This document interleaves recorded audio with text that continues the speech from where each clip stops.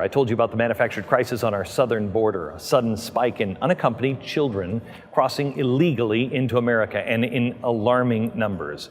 Now, conveniently, both the Republicans and the Democrats are rushing to act on immigration reform. The Blaze is continuing to follow this story. We go to Washington, D.C. in our newsroom in Washington, and Sara Carter, she is an expert on the border. She's the one who's uncovered many of the tunnels and the tunnel systems that went into the United States from Mexico, and she's following this for us. Sara, help us out on how is this happening?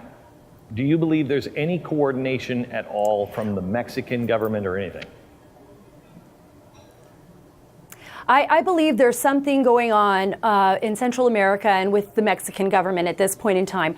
What it is, I don't exactly know. And like you, I've heard the same, that there are commercials, there's news reports about how the United States is taking people in, particularly people with children, and they're not deporting them. There's also this word of mouth. It's a movement by fire. I spoke just moments ago to the Border Patrol Union representative, Derek Hernandez. And what he says he's seeing and what he's hearing from the folks inside the detention facilities is that there's this rapid talk throughout Honduras, throughout Guatemala, throughout El Salvador and Mexico about how the U.S. administration is not deporting anyone, and particularly people with children. So what we're seeing now is this crisis, which began about 2 months ago. And if you go back 8 months and to now, there's about 47,000 plus children that have migrated into the United States. But I remember, Glenn, about 2 months ago, I was contacted by some folks in Brownsville who said they started to see a big increase in the McAllen sector.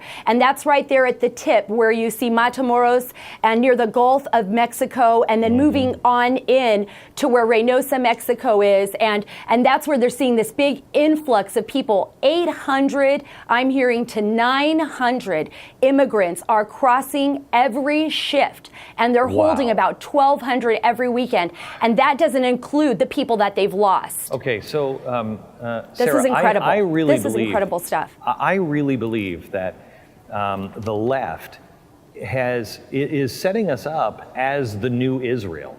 That this is going to be, what are we going to do with these people? And so you're going to have this refugee camp. For the first time in American history, you will have a Palestinian-like refugee camp. And all you have to do then is just start planting the seeds that, you know, these people took your land anyway, this is your land, and you will have the Israeli situation. It's only a matter of time. Does that sound insane to you? No, it does not sound insane at all. In fact, FEMA had established what they had called emergency immigrant holding facilities years ago. And now what we're seeing is this emergency crisis. I remember looking at that years ago thinking, what are they establishing these emergency facilities for? What kind of immigration crisis could occur? And what we're seeing is this huge wave, this crash of young children. So what do we do with young children? It's different when you talk about adults. When you talk about adults, there's something different. When it's children, it's an altogether different story. I was talking to folks in Arizona. The Nogales station has over 900 children. And you know what the DHS just did? They have removed all the cell phones and all of the devices. They will not allow any Border Patrol official to walk anywhere near the facility with their cell phones because of the leaked pictures. And they've warned them that if they talk to the media or anybody in the media and they're found out, they will be immediately fired. Good. So the union is now fighting for their rights, to get their rights back.